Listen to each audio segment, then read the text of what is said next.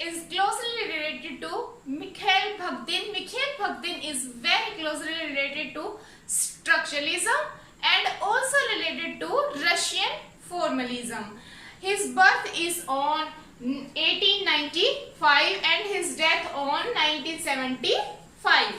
Okay. Firstly, we will discuss about his life, his journey to becoming an author and a Russian formalism, and then we will discuss about his important theories, important works, and let's start. His Russian formalism and also structuralism, या कह सकते हैं कि structuralism से भी ये closely related थे. Literary critics हैं, उसके साथ साथ ये सिम्योटिशियन भी हैं. ये सिम्योटिक का टॉपिक मैंने ऑलरेडी करवा चुकी हूँ मैं नोम चोम्स्की की वीडियो में, तो आप वहां पे विजिट करके देख सकते हैं. एंड स्कॉलर है who worked on literary theory, जो किसके ऊपर काम करा, जिन्होंने लिटरेरी थ्योरीज के ऊपर. इनकी बहुत ही इंपॉर्टेंट लिटरेरी थ्योरीज हैं और एक नहीं बहुत सारी, और जितनी भी हैं वो सारी की सारी ही इंपॉर्टेंट हैं. Okay. Ethics and philosophy of language के ऊपर भी इन्होंने काम करा है. ही कंप्लीटेड हिज स्टडी इन 1918. अब क्या हुआ, 1918 में इन्होंने अपनी स्टडी है वो कंप्लीट करी. उसके बाद इन्होंने, अब हम शुरू करेंगे कि मतलब ये इतने सारे, तो चलो ये तो है कि इनकी ये अचीवमेंट्स हैं, बट ये उन अचीवमेंट्स तक पहुंचे कैसे, इन्होंने हासिल कैसे करा उन सभी चीजों को, अब उनके बारे में डिस्कशन शुरू हो रहा है. तो सबसे पहले तो इन्होंने अपनी स्टडी 1918 में कंप्लीट कर ली. ओके. उसके बाद क्या हुआ, फिर ये मूव करा इन्होंने एक स्मॉल सिटी में वेस्टर्न रशिया की. जब ये वहां पे चले गए तो इन्होंने क्या करा, 2 साल स्कूल टीचर की जॉब करी. 2 इयर्स तक इन्होंने स्कूल टीचर की जॉब करी. और जब ये स्कूल टीचर की जॉब कर रहे थे तभी इनका जो इंटरेस्ट था वो लिटरेरी जो थ्योरीज होती है, लिटरेरी टर्म्स वगैरह या रिलीजियस पॉलिटिकल जो टॉपिक्स होते हैं उनके अंदर इनका जो इंटरेस्ट था वो क्रिएट हुआ एंड फॉर्म्ड. और फिर वहीं से इन्होंने एक इम्पोर्टेंट चीज फॉर्म करी जिसका नाम था भक्तिन सर्कल. अब ये भक्तिन सर्कल क्या होता है, ये क्या है, मतलब इसके बारे में अभी थोड़ा हम डिस्कस करेंगे. पहले तो मैं ये बता देती हूँ कि ये जैसे कि होता है ना, चौसेरियन हो गई, जो लिटरेरी मूवमेंट होते हैं या टर्म्स होती हैं, बहुत सारी किटकैट मूवमेंट हो गए या किटकैट जो ग्रुप थे वो होते हैं, तो उसी की तरह भक्तिन का भी सर्कल था ये. तो इस ग्रुप में जो वैलेंटाइन वोलोसिनोव और पीएन मेदिवन्यू, ये दोनों के दोनों भी जो रशियन राइटर थे, ओके, ये दोनों भी से रिलेटेड थे. अब हम बात करते हैं कि एक्चुअल में ये जो भक्तिन जो सर्कल है ये एक्चुअल में क्या था. तो 20th सेंचुरी में जो स्कूल था रशियन थॉट का, the circle address philosophically the social and cultural issue posed by the Russian revolution. अब जैसे आपने सुना होगा कि बहुत सारे और जैसे कि टर्म्स के बारे में भी, तो उसी तरीके से जो भक्तिन सर्कल है वो 20th सेंचुरी का एक स्कूल था जिसमें रशियन थॉट के बारे में डिस्कस करा गया था. और क्या था, ये सर्कल था जिसने एड्रेस करा फिलोसॉफिकल और सोशल और कल्चरल इश्यूज को जो रशियन रेवोल्यूशन को क्या दे रहे थे, जिन्होंने रशियन रेवोल्यूशन को एक नई कह सकते हैं हम एक नया आइडिया दिया, या कह सकते हैं कि जो रशियन रेवोल्यूशन के साथ जाके जुड़े, तो वो चीज हम कह सकते हैं. तो ये मेनली जो था भक्तिन का सर्कल, ये मेनली रशियन रेवोल्यूशन से रिलेटेड था. सेकेंडली जो इसका एम था वो था कि जो रशिया की जो सोशल और कल्चरल इश्यूज हैं उनको कनेक्ट करना. एंड भक्तिन के जो वर्क्स हैं वो भी फोकस करते हैं centrality of question of significance in social life, कि सोशल जो लाइफ है उसके ऊपर, इन जर्नल एंड आर्टिशियन क्रिटिक, कि मतलब साधारण के ऊपर भी और जो आर्टिस्ट जो क्रिएटिव हैं, जो लोग क्रिएटिव हैं उनके ऊपर भी, इन पर्टिकुलर फील्ड में. ओके. अब इसका जो मेन एम था वो क्या था, डायलॉग, मतलब कि डायलॉग फॉर्म में ये अपने जो सर्कल था उसमें डायलॉग फॉर्म में ये डिस्कशन करते थे टॉपिक्स के ऊपर. और फिर क्या होता था, फिर ये मतलब अपना जो डिस्कशन है उसको रशियन रेवोल्यूशन तक पहुंचाते थे. रशियन रेवोल्यूशन क्या एक क्रांति थी जो रशिया में हुई थी, तो उसी से रिलेटेड है ये. ओके, आई होप कि ये यहाँ तक आपको क्लियर हो गया होगा। अब आपको ये तो समझ में आ गया कि कैसे एक जो नॉर्मल पर्सन था वो कैसे स्टडी करी, उसके बाद वो टीचर बना, उसके बाद उसने अपना इंटरेस्ट क्रिएट करा, और उसके बाद इंटरेस्ट क्रिएट करने के बाद उसने अपना एक अलग से सर्कल बनाया जिसमें कि उसने कितने क्रिएटिव चीजें करी। नेक्स्ट और एक सबसे इंटरेस्टिंग फैक्ट इसकी लाइफ के बारे में ये भी है कि जब ये आफ्टर हिज डेथ इनको सक्सेस अचीव हुई है, जब ये लाइव थे तो इनका कोई इतना पॉपुलर जो था, ये इतने पॉपुलर नहीं थे जितने कि ये आज हैं। ओके, चलो अब इसी बारे में थोड़ा जान लेते हैं।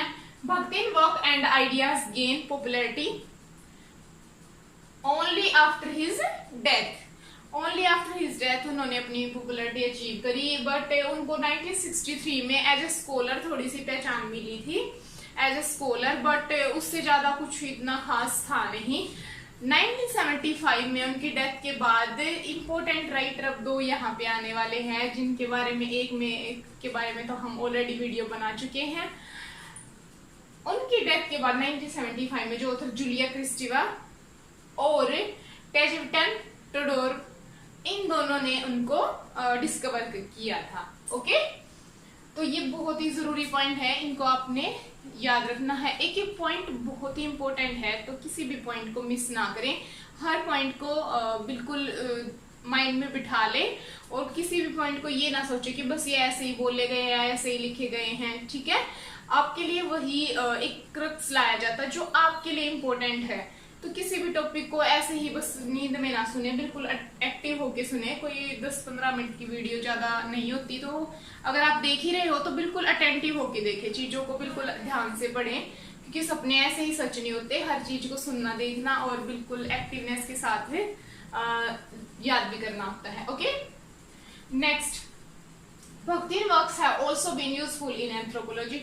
अब इनके वर्क्स थे वो ना केवल सोशली बल्कि एंथ्रोपोलॉजी में भी। अब ये एंथ्रोपोलॉजी क्या होती है, इससे जो फर्स्ट वीडियो है उसमें हमने एंथ्रोपोलॉजी के बारे में डिस्कस किया है, तो आप एक बार प्लीज वो देख लीजिएगा। एंथ्रोपोलॉजी स्पेशली जो थ्योरी थी रिचुअल्स वगैरह की, उनमें भक्तिन हैज बीन कॉल्ड, अब इनको क्या बोला गया है, भक्तिन को बोला गया the philosopher of human communications. Philosopher बोला गया है, ह्यूमन कम्युनिकेशन का भी इनको बोला गया है। अब इनकी लाइफ के बारे में तो यहीं पे हम करते हैं, ज्यादा और कुछ इतना इनका इम्पोर्टेंट था नहीं। ऐसे तो इनकी लाइफ के बारे में और भी बहुत सारी, ये जेल भी गए थे और जेल में भी इन्होंने बहुत साल बिताए हैं, बट इतना कुछ है नहीं इम्पोर्टेंट। ये जो इम्पोर्टेंट चीजें थी मैंने डिस्कस कर ली है आपके साथ। अब हम इनकी मेन थ्योरीज के ऊपर आ जाते हैं। भाई इनकी थ्योरी से तो क्वेश्चन आते ही हैं, तो ये तो आपने ये भी नेम भी लर्न करने हैं कि भक्तिन की थ्योरी हो सकता है मैच करने के लिए आ जाए, तो पर्टिकुलर ये तो है ही इम्पोर्टेंट। सबसे पहली है हेट्रोग्लोसिया, पॉलीफोनी, डायलोजिज्म, क्रोनोटोप, कार्निवलेस्क्यू और कार्निवल, ये दोनों अलग अलग थ्योरीज हैं। ठीक है, अब मैं आपको एक बात बता देती हूँ कि इन सभी को भी हम नेक्स्ट वीडियो में बिल्कुल सेपरेट वीडियो बनाएंगे, जिसमें कि हम हर थ्योरी को बिल्कुल डीप में डिस्कस करेंगे, ताकि कोई भी डाउट ना रहे। अब ऐसे जल्दबाजी में तो इनको करने का ऐसा कोई बेनिफिट है नहीं, और हम ये भी बताएंगे नेक्स्ट वीडियो में कि कौन सी थ्योरी किस वर्क के अंदर उन्होंने दी, क्योंकि कई बार ये भी पूछ लिया जाता है कि जो मान लिया जो कार्निवलेस्क्यू है वो किस वर्क के अंडर आती है, किस वर्क में उन्होंने जो भक्तिन थे उन्होंने दी है। ठीक है, तो ये भी हम नेक्स्ट वीडियो में डिस्कस करेंगे।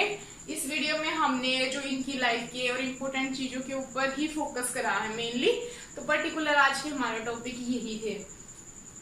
चलो नेक्स्ट पे मूव करते हैं।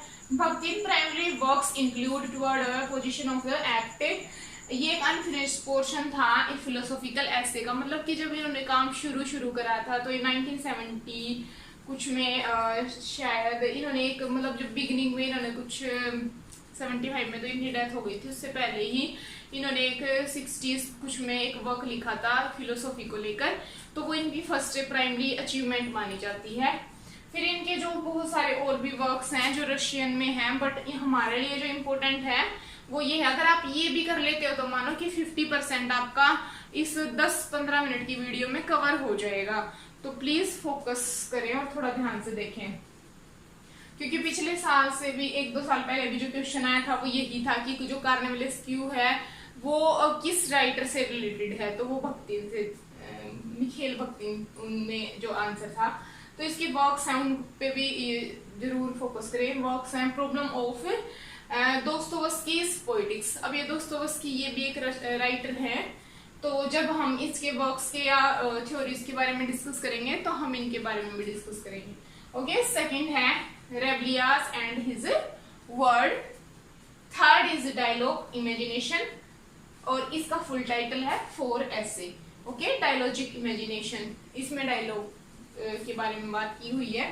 फोर्थ ही जो रेबेलियास है और उस हिज वर्ड है। रेबेलियास एक मैन का नाम है इसमें। Discourse in the novel, discourse in the novel. Fifth is speech, genre and the other essay, speech, genre and the other essay. ये सारे इंपॉर्टेंट हैं, मतलब आप पहले इनको लर्न कर लें कि ये सारे मिखेल भक्तिन से रिलेटेड हैं। उसके बाद नेक्स्ट वीडियो में हम इनको डीपली डिस्कस करेंगे। तब तक के लिए आप ये सब नोट कर लें। ओके, अगर आपको स्क्रीनशॉट लेना है तो मैं 2 मिनट के लिए साइड हो जाती हूँ, आप ले सकते हो। आई होप कि अभी आपने स्क्रीनशॉट ले लिया होगा। तो भी नेक्स्ट वीडियो में मिलते हैं, तब तक के लिए हंसते रहें, मुस्कुराते रहें, खुश रहें, अपने सपनों को अचीव करने के लिए खूब मेहनत करें। कभी भी आप अगर एक चीज अचीव नहीं होती तो सेकंड थिंग आपको जरूर अचीव होती है। वो कहते हैं ना कि अगर एक दरवाजा बंद हो जाता तो लाखों खुल जाते, वो एक्चुअल में होता है। तो बस जी जान से मेहनत करें और खुश रहे। सबसे पहले अपनी सेहत का ध्यान रखें। तो थैंक यू फ्रेंड्स, मिलते हैं नेक्स्ट वीडियो में। Bye bye, thank you.